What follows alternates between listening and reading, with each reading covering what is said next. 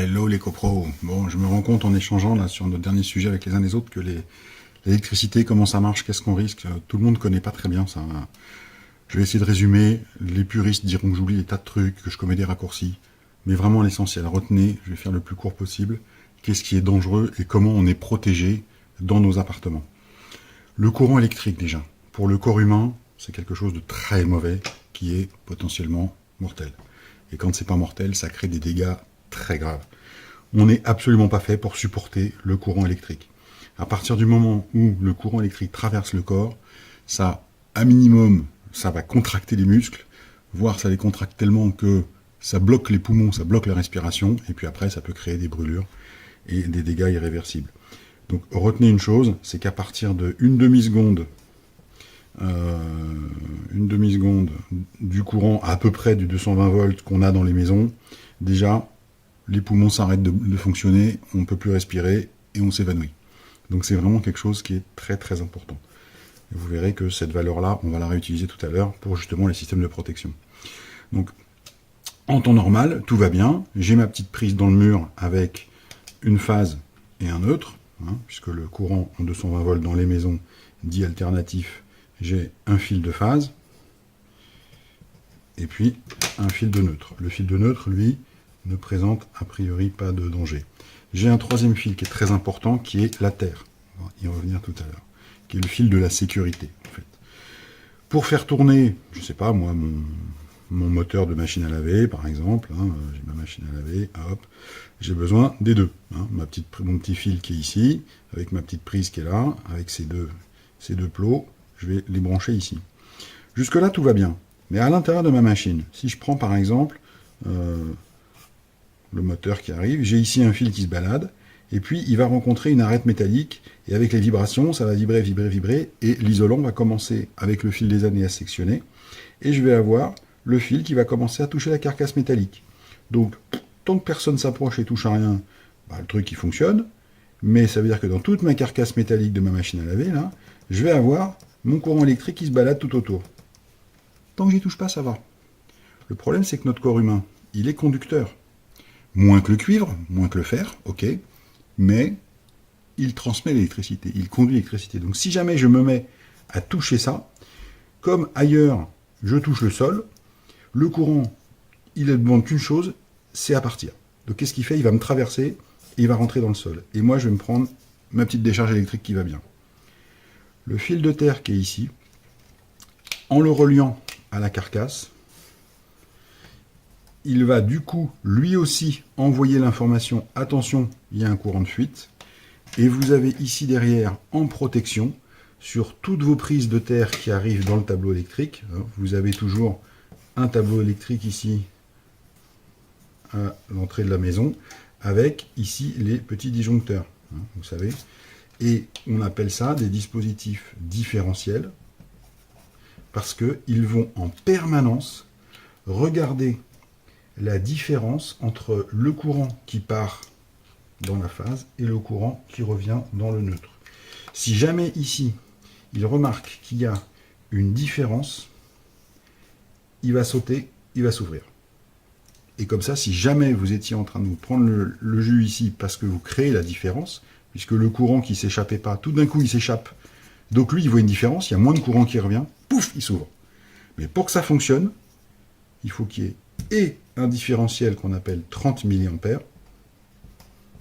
Pourquoi? Parce que je ne vais pas vous refaire les règles et les formules d'électricité, mais 30 mA, c'est ce qui correspond à la résistance moyenne d'un corps humain et la fameuse demi-seconde de tout à l'heure. C'est le seuil à partir duquel il faut que j'arrête de recevoir l'électricité avant d'avoir des dégâts irréversibles. Et si j'ai pas ce fil de terre qui revient là, lui, il ne verra pas la différence. Et c'est ça qui est dramatique. Parce que quand on fait des systèmes de protection, ok, on a le 30 mA, c'est super, on a le fil de terre, s'il est relié à rien, ça ne sert à rien. Rien du tout. On n'est pas protégé. C'est vraiment un ensemble. C'est pas un tout seul, c'est un ensemble.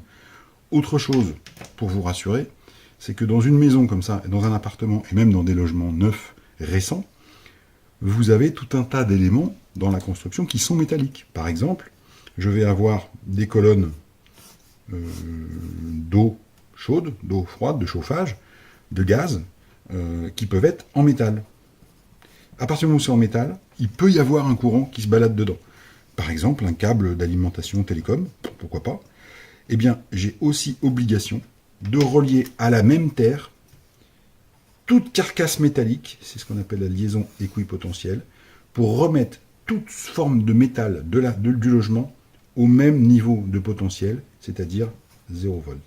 Parce qu'en fait, en mettant tout ça à la terre, ici je vais avoir un circuit de terre qui tout simplement est enfoui dans la terre, c'est pas pour rien que ça s'appelle la terre, qui va permettre de faire fuir le courant dans la terre étant toujours à zéro. Par nature, la terre, il n'y a pas d'électricité dedans. La terre, la vraie terre, la terre agricole, si vous préférez. Donc, je suis désolé, c'est très résumé, c'est peut-être encore plus confus pour vous. Mais vraiment, ce qu'il faut vraiment retenir, c'est que dans un logement, pour que vous soyez en sécurité, il faut des prises de terre, impératif, c'est le fameux troisième petit bitonio là, qui est au-dessus de votre prise de terre, celui-ci qui est lui en saillie, alors que les autres ici sont en creux. Il faut un différentiel dit 30 mA. S'il est supérieur à 30 mA, il ne se coupera pas quand on prend une châtaigne, une bourre, comme on dit. Et puis, une liaison équipotentielle. Bon, ça, c'est un petit peu plus technique. Mais bon. C'est vraiment la somme des trois qui fait que vous êtes protégé partout où vous êtes chez vous. Voilà, j'espère que vous avez appris quelque chose. Et on pourra évidemment en reparler plus. Posez vos questions, n'hésitez pas. Si je reprends très concrètement l'exemple de notre applique murale dans le couloir là, du rez-de-chaussée. J'ai mon petit spot là, halogène, là, enfin LED plutôt, pardon. Voilà, j'ai mon petit trou dans le mur. Bon, le truc, la vis, elle est mal foutue, il s'est cassé la gueule, il pendouille, etc. Bon. Et puis, il fait faux contact. On a voulu changer l'ampoule, mais on met une ampoule neuve, ça marche pas mieux. Mais quand on tapote dessus, un coup il marche pas. Pourquoi? Parce que ici, j'ai deux fils qui sortent, ma phase et mon neutre.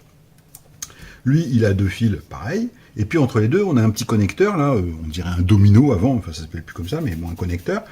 Ok. Et puis en fait, l'électricien, il en avait 350 à monter quand il a monté la résidence, et puis bon, il a fait vite, et puis il y en a peut-être qu'il a pas bien mis, il a pas bien emboîté. Donc le machin, là, il a tendance il est pas bien enquillé, alors il a tendance à sortir. Voilà.